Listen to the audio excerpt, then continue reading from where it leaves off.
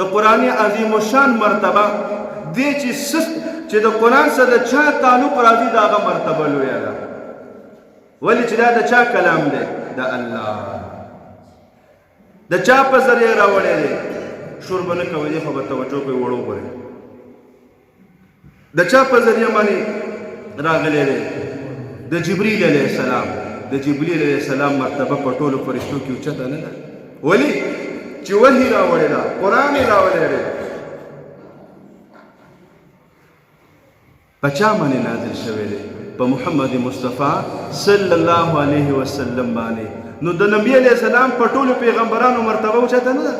ولې چې څه پې نازل شوی قرآن په کومه میاشت کې نازل شوی په رمضان کې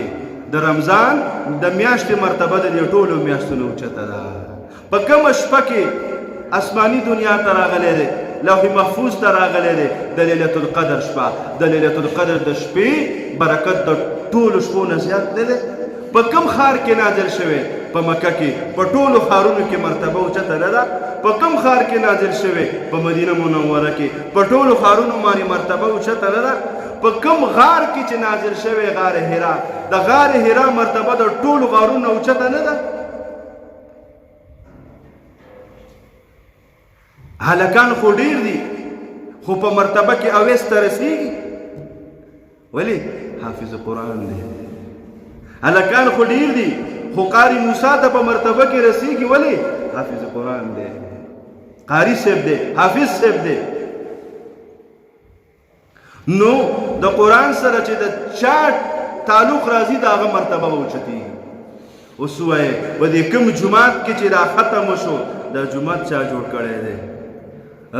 موږ ته خو مجر میلاو شو خو دا اربونه او دا کروڑونه اجر دا ملک طارق ته میلاو شو